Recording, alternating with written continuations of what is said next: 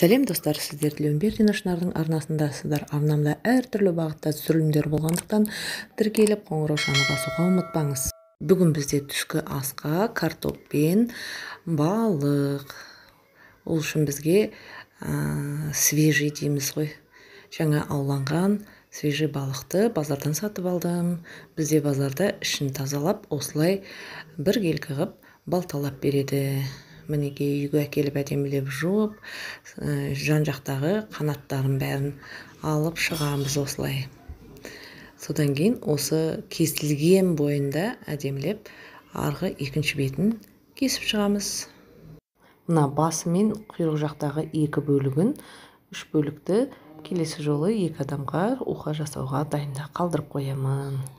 Кейін мыналардың бәрін бөлшектеп, міне видеода көрсетілгендей, жаңағы үлкен балықтың басы мен құйрығын бөлек салафанға, жаңағы үлкен балықты екіге бөлеміз де жартысын келесі тамақ дайындағанға морозильникке қойып қойсақ ештеңе де болмайды.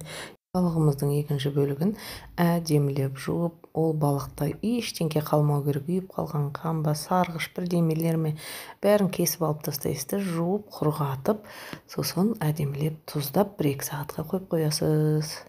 Содан кейін салафан араластырып, салафанға ұнды саламыз да, мінекей ұнды саламыз кішкене ғана.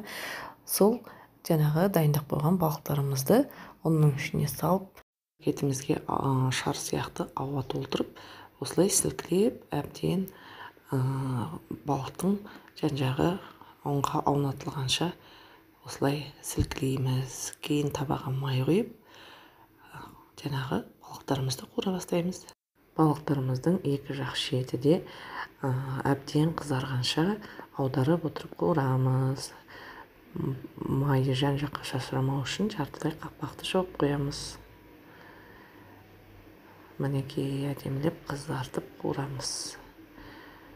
Одан кейін керегі бізге картоп және пияз. Осылай дөңгелектеп әдемілеп тураймыз. Сосын ыдысымызға саламыз да, осы жерде әдемілеп тұздап аламыз. Осы жерде тұзды күштілеп араластырамыз.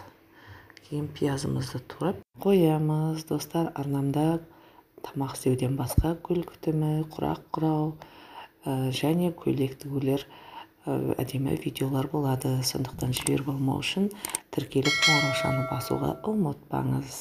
Мінекей жартылай қапақты жауып, әдемілеп екі жағын қызартып аламыз да, балықтарымызды тәрелкеге салып алып, мына астындағы ұн ғой мынау, соны кішкене қағазбен алып тастайсыз да, тура осы майға пиязды қуырамыз, кейін картопты саламыз. Мінекей пиязымыз қуырылып қалды кішкене. Міне картопымызды саламыз. Жаңа араласып қойдық қой. Енді кішкене былай қозғап, реттеп, былай тегістеп қоямыз да, үстіне әдемілеп балықтарымызды саламыз. Видеода көріп отырғандағыңыздай, ана үстіне бір келке етіп тізіп шығамыз. Кейін қақпағын жауып 15 минут баяу отта пісіреміз. Міне балығымыз да дайын болды. Өте дәмді шығады. Жасаңыз, бөлісіңіз комментарийда. Сізге видео ұнаған болса, лайк басып қойыңыз. Назарларыңызға көп рахмет. Астарыңыз дәмді болсын. Келесі видеода кездескенше.